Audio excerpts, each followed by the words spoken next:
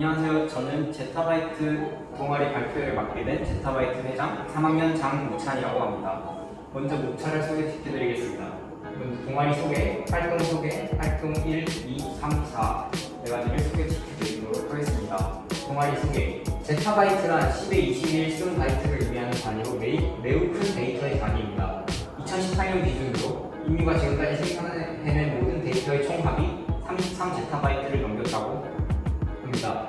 제타바이트 동아리는 파이썬을 활용하여 다양한 종류의 데이터를 분석하는 동아리입니다. 이게 빅데이터와 연관이 있다고 생각했고, 그래서 저는 동아리 이름을 제타바이트로 짓게 되었습니다.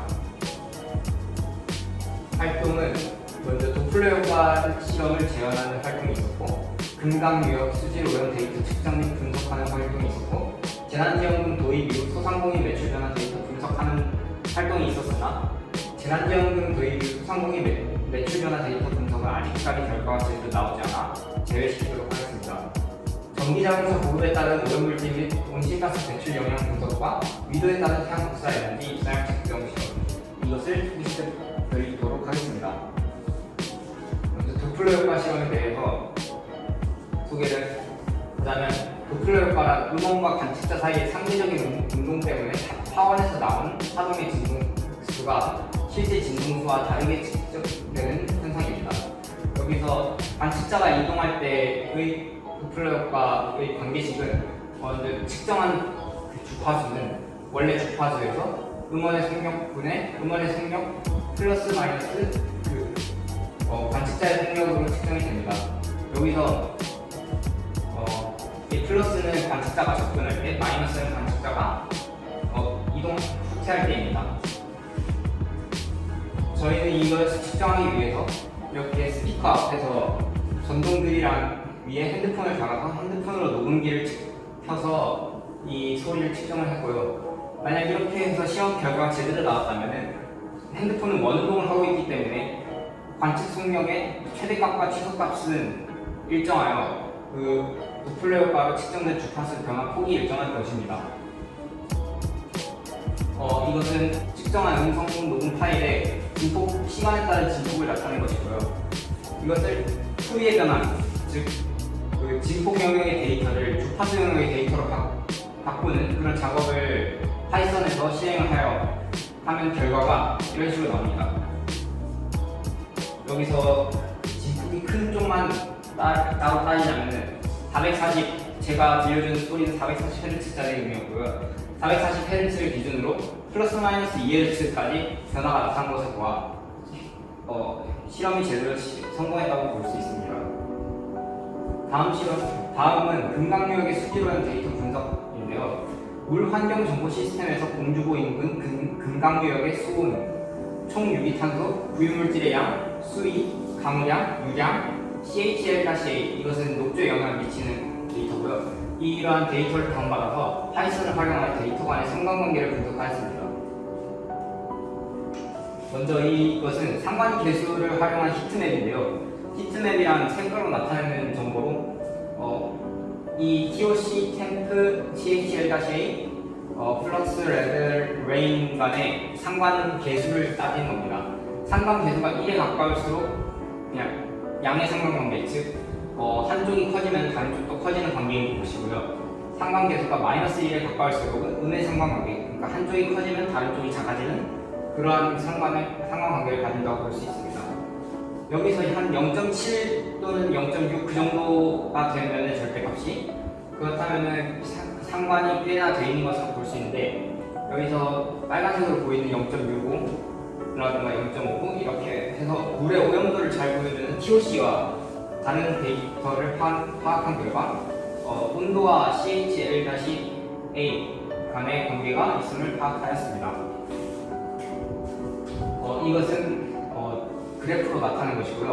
먼저 TOC와 레벨, 그러니까 수위가 높을 때 총 유기탄소를 따지는 것과, 여기는 유량과 강우량 사이, 여기는 CHL-A와 녹조에 영향을 미치는 것과 온도 사이의 관계를 딱 그래프로 그려보았습니다. 여기서 TOC는 수위의 변화가 일어날 때 수치 변화가 일어난다는 것을 알 수 있었고요.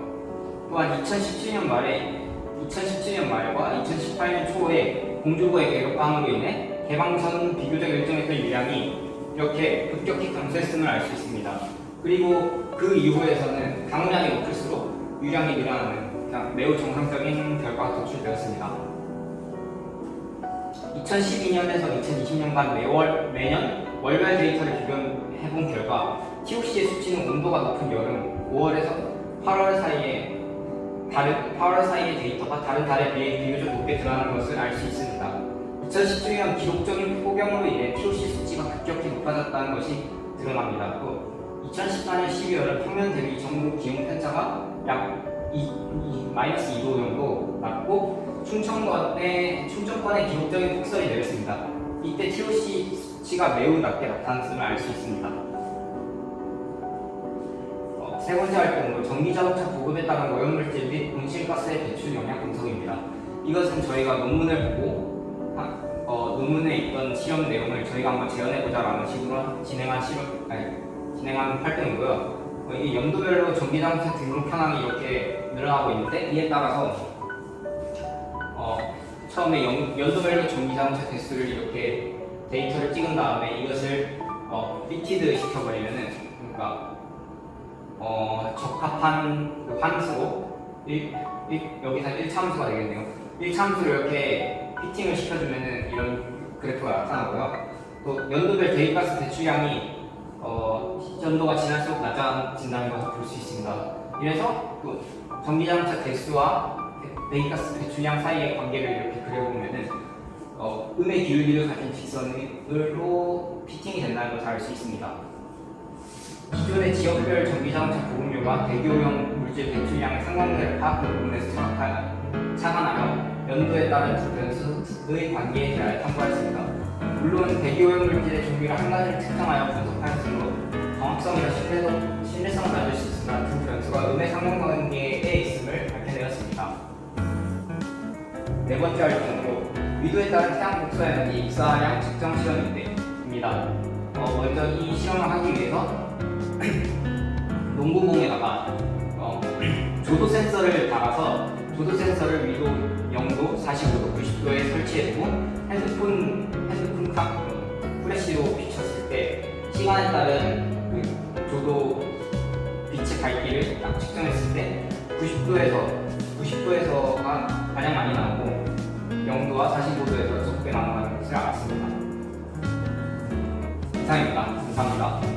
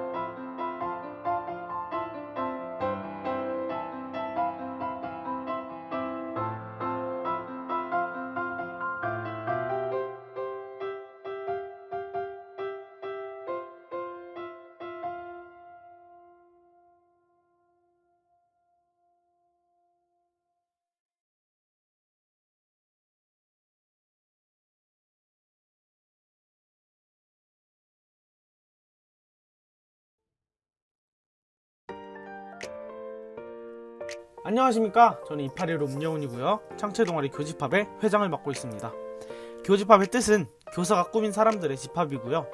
말 그대로 교사를 하고 싶은 아이들로 구성된 동아리입니다. 저희 동아리는 교사의 꿈을 이루기 위해 여러가지 활동들을 해나가고 있는데요. 그럼 저희 동아리가 어떤 활동을 해왔는지 알려드리겠습니다. 저희는 먼저 동아리원들이 모여 연간 계획을 세우는 것부터 시작했습니다. 처음으로 계획한 활동은 자신이 교사라는 꿈을 꾸게 된 이유와 미래에 대해 설명해보는 시간을 가졌습니다. 그러나 아쉽게도 사진은 없는데요. 대신 정리한 글을 쭉 보여드리겠습니다. 그 다음 활동은 모의 수업이었습니다. 모의 수업은 먼저 자신이 원하는 주제를 가지고 교수학습 지도안을 작성 후 도입부를 시연해 보았습니다. 시연 후 발표자가 교사로서 고쳐야 할 점을 지적해주며 각자의 단점을 보완해 갔습니다. 또한 저희는 활동 중간중간 내가 대학교에 가서 선생님이 되고 싶은 이유를 말하라고 할 때 어떻게 대답할 것인가 와 같은 진지한 질문들로 저희의 미래를 세워갔습니다. 추가로 저희는 공주교대 홍보동아리 공만이를 초청해 교육 관련 대학에 들어가기 위하여 갖추어야 할 조건과 공만이에서 진행한 수학 구조물 만들기 활동에 참여하였습니다. 조금 아쉬운 점은 1학기 때 코로나로 인해 활동이 많지 않았고 만족스럽지도 않았다는 거지만 아직 저희에게는 수많은 동아리 활동이 남아있습니다. 2학기 때는 교육 이슈 토론, 영화 감상 후 감상문 및 토론 등 토론 관련 동아리 활동과 교육봉사 세우기 및 교육봉사 나가보기 등 여러가지 활동들이 남아있으니 기대해주세요. 감사합니다.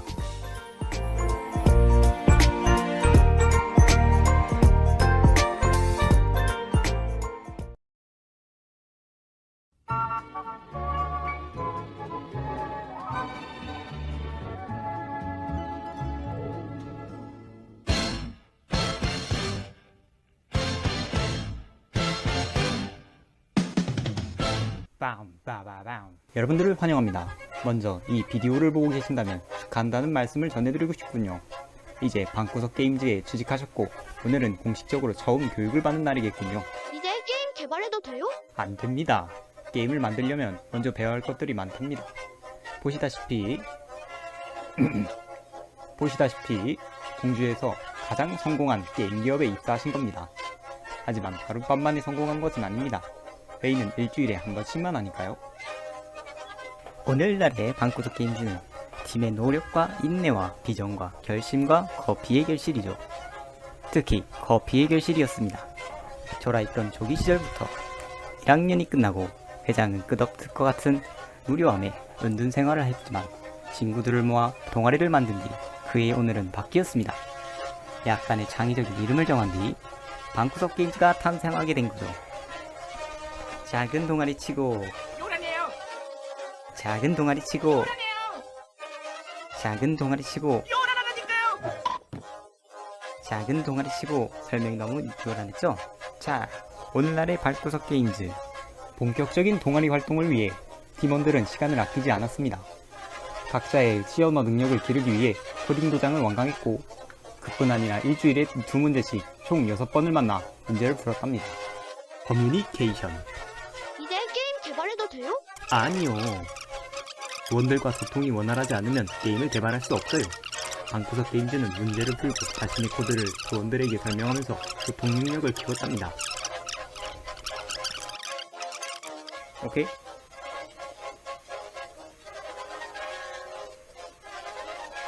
이제 소통하는 방법을 배웠으니 게임을 개발해도 된다고 생각하시겠죠? 오케이? 이제 게임 개발해도 하하. 아직은 안 돼요. 빠뜨린 게 있거든요. 팀별 프로젝트죠. 방구석 팀원들은 유니티 개발에 앞서 팀을 3개로 나눠 콘솔 게임을 개발했답니다. 각 팀별로 야구 게임, OX 퀴즈, 테트리스 등을 만들면서 주별로 개발 현황을 보고하고 결국 완성했답니다.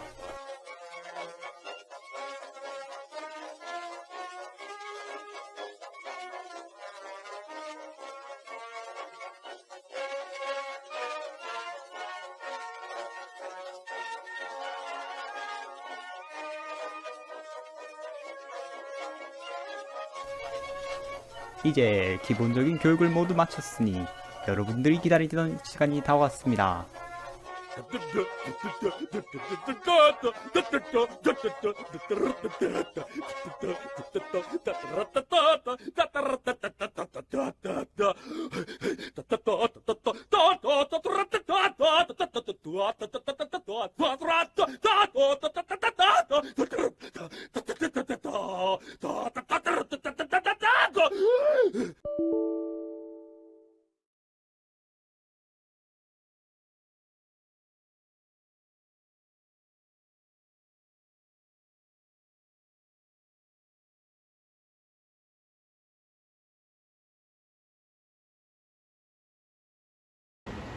네, 안녕하세요. 저는 풀리언 또래 상담반 회장 임진입니다. 지금부터 저희 동아리에 대해 알아보도록 하겠습니다. 자, 일단 목차는 제가 풀리언의 뜻과 또래 상담자 역할, 또래 상담 정신, 활동 목표, 활동 내용, 교내 활동, 아쉬웠던 점, 2학기 활동 계획에 대해 설명해 드리도록 하겠습니다. 자, 먼저 풀리언이란 처음 들었을 때 좀 생소하긴 한데요. 일단 솔리언은 솔브의 해결하다와 리언의 사람을 뜻하는 전미어의 합성어로 또래의 고민을 듣고 함께 문제를 해결하기 위해 돕는 그런 친구의 의미를 가지고 있다고 보면 되겠습니다. 일단 또래 상담자 역할은 먼저 또래 상담자는 다양한 역할이 될 수 있는데요. 일단 또래 친구의 고민을 들어주고 공감해 줌으로써 정서적 지지자가 될 수도 있고, 그리고 친구 관계에 어려움을 겪는 또래 친구와 학교에서 함께 활동함으로써 조력자가 될 수도 있고, 또는 친구의 어려움을 상담하고 해결하기 위한 방안을 제시해주는 그런 문제 해결자가 될 수도 있고, 학교 내 폭력을 허용하고 방관하는 분위기를 줄이고 친구들끼리 서로 공감하는 분위기를 촉진시키는 학교 공감 배려 문화 촉진자가 될 수도 있습니다. 그리고 또래 상담자가 되기 위해선 일단 크게 세 가지 조건이 요구되는데요. 일단 첫 번째는 프렌드십이고, 프렌드십이란 먼저 다가가 친구가 되어주는 것입니다. 친구의 의미, 관계, 유형을 탐색하고 관계 중심 기술을 배웁니다. 두 번째는 컨셀러십인데요. 친구의 고민을 진심으로 들어주고 대하는 것인데, 적극적 경청과 공감, 또래 상담자의 기본 대화 전략 등을 배웁니다. 그리고 마지막으로는 리더십인데요. 리더십은 자기 리더십, 공동체 리더십을 통해 친구를 돕는 것을 의미합니다. 자기관리, 다양한 문제 해결, 중재에 대한 전략을 배웁니다. 저희 동아리의 목표는 크게 세 가지인데요. 일단 먼저 상당히 사람들의 문제와 상황을 다루는 효과적인 방법임을 인식하는 것이고, 둘째는 체계적인 상담 교육과 훈련을 통해 상담 전문가로서의 자질을 갖추도록 한다입니다. 그리고 마지막으로 학교 폭력과 자살을 예방하고 방지하는 것이 저희 동아리의 최종적인 목표가 될 것입니다. 저희 동아리는 주로 상시 상담 활동과 친구의 고민을 들어주고, 학교 폭력 및 자살 예방 캠페인, 라운드띠 발대식 및 평가에 참여하는 것이 주요 활동 내용입니다. 여기서 라운드띠랑 공주시 솔리언 또래 상담자 연합회 이름인데요. 붉은 끝의 라운드가 아띠는 버스 의미라고 2개 이상 학교의 또래 상담자들이 모인 교육체입니다. 그리고 이건 저희 동아리원들이 교내에서 활동한 것인데요. 위에 게 자살 예방 캠페인이고, 밑에 게 학교 폭력 예방 캠페인입니다. 1학기 동안 동아리 활동을 하면서 아쉬웠던 점이 있는데요. 일단 코로나로 인해 동아리 활동에 제약이 있었기 때문에 학교 폭력과 자살 예방 캠페인 같은 동아리 활동이 원활하게 이루어지지 않았다는 점에서 아쉬움이 있는 것 같습니다. 이 동아리 2학기 활동 계획은 이렇습니다. 먼저 동아리 활동의 폭을 좀 넓히려고 합니다. 지금까지 주된 활동은 학교 폭력과 자살 예방 캠페인 같은 활동이었습니다. 그런데 2학기 때는 캠페인과 같은 활동이 제한될 우려가 있기 때문에 UCC 제작이나 멘토멘티 활동 등을 계획하고 있습니다. 저희 동아리원들한테나 교내 학생분들한테 큰 도움이 될 것이라고 생각합니다. 지금까지 폴리언 또래 상담반에 대해 소개해드렸습니다. 발표를 들어주셔서 감사합니다.